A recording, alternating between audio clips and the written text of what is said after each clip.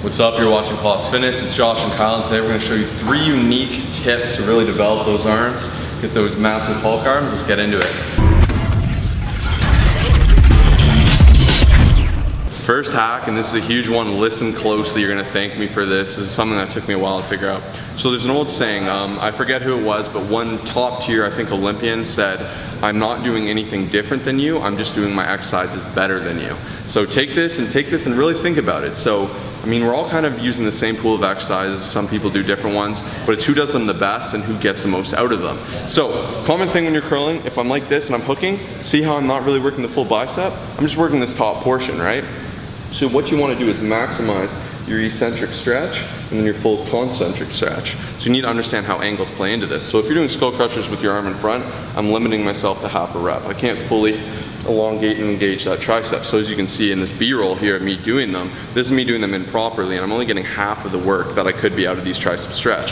However, when I utilize a decline bench, I position my arms backwards, I can really stretch and elongate that tricep and then get a maximum contraction as I come back up and squeeze it. Same goes with the bicep curls. As you can see me doing cable bicep curls here. Here I'm doing little captain hook, weird baby curls. I'm gonna get a little nice top of my peak. I'm gonna have a very weird developed bicep. So if you flex here, you can see if people really train their biceps and get that full extension, this head's gonna pop up even more. So this is a huge hack. So if you really stretch your out work here, this is how you get that nice peak, and it really develops a bigger, thicker looking bicep. So really utilize these angles and take this principle into any movement you do, and that's just a huge tip. Number 2, guys, this is super important. You don't want to simply rely on arm related movements. So a lot of people think they just need to come in and do curls and tricep extensions to blow up their arms, but there are so many different ways. As you guys can see in the B-roll right on the screen now, you know, even in the heavy cable curl, you see the biceps are being fired up, they're being contracted.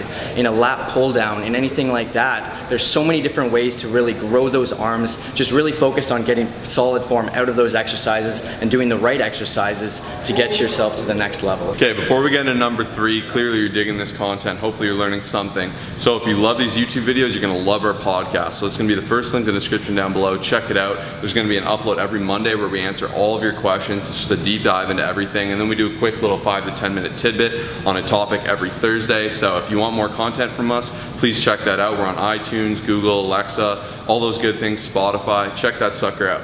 So number 3, if you really struggle with arm development, try inserting a dedicated arm day. For most beginners, I don't necessarily think you need a dedicated arm day. As Kyle said, and he very rightly kind of pointed out, you're gonna get so much activation from using your biceps, the secondary, tertiary movers. Even in heavy movements like the deadlift, as you can see on the screen now, they're really they're engaged, right? They're a big part of it. And by doing heavy kind of cable rows, pull downs, bench press, those triceps are gonna come up. Even movements like Spoto press, close grip bench press, like all these things will kind of help aid that growth. And when you're a beginner, you wanna focus on these bigger groups. But if arms are something you're very passionate about developing, as I have always been, I really like having a nice big kind of pump on my arms whenever I can. I find them very fun and therapeutic. I had an arm day, but I kind of use it like a rest day. So usually if I do implement an arm day, it'll be like a 6th day of the week. So usually it'll be something like push, pull, legs, and then a weak spot, and then maybe a second legs, and then maybe an arm day. But that'll always vary, and that's something that's a very personal question. But that dedicated arm day will give them some extra attention and love. Just make sure you program it in where it's not going to interfere with those other days.